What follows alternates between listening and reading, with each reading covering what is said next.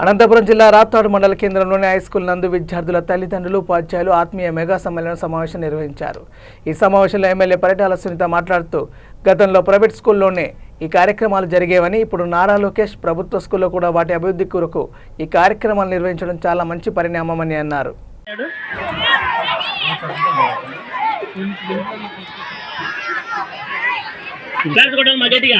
State లెవెల్లో మన పాఠశాల నుంచి మన జిల్లా జట్టుకి ఎంపికయ్యి రాష్ట్ర స్థాయిలో ఆడొచ్చాడు Durga Raman.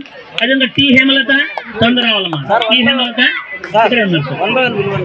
నిలబడమ్మా. Hemalatha next J Keerthana, Juturu Keerthana, claps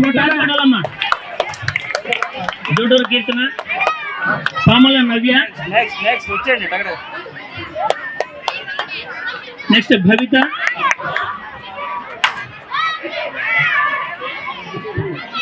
next Tanuja, claps కొట్టాలి. ఓకే లిఖిత అమ్మా, లిఖిత ఐవరపల్లి లిఖిత రావాలి. నెక్స్ట్ కే పవిత్ర తొందరరాలు పవిత్ర. నెక్స్ట్ టి లోకరాజు వీళ్ళంతా కూడా మన జిల్లా జట్టుకి ఎంపిక రాష్ట్ర తరఫున ఆడారు, రాష్ట్ర స్థాయిలో ఆడారు.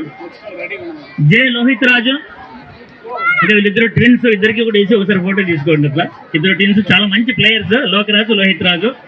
నారాజు అని అన్న కుమార్ ఇద్దరు చాలా మంచి players. Kho kho, hand ball, throwball 3 ఆడతారు అక్కడ వీళ్ళు. నెక్స్ట్ చిన్న అమ్మాయిలు రగ్బీ ఆడారు. వరకు అబ్బాయిలు కానీ అమ్మాయిలు కానీ వాళ్ళకి అన్ని రకాల, అంటే మామూలుగా పేరెంట్స్ టీచర్స్ ఏదో స్కూల్లో వాళ్ళ టీచ్ చేస్తూ ఉంటారు, కానీ బుక్స్ మానసికంగా వికాసము ఎట్లా చెందాలనేది లేదు మేడం. దానికి మానసిక వికాస నైపుణ్యం ఉండేటువంటి టీచర్ ఒకరు ఉండాలి ప్రతి స్కూల్లోనూ. నేను అదొకటి మనకు ప్రభుత్వం వారు ఇస్తే బాగుంటుంది మేడం. చాలా వరకు ఏంటంటే పిల్లలకి ఏ విధమైన దేన్ని తీసుకోవాలి, వాళ్ళు ఎదిగే పిల్లలు ఏది మంచి ఏది చెడు అనేది వాళ్ళకి తెలీదు. వాళ్ళు చూసేదంతా మంచిదేమో, మనం నేర్చుకునేదంతా మంచిదేమో అన్న భావనలోనే వాళ్ళు ఎదిగిపోతూ ఉన్నారు.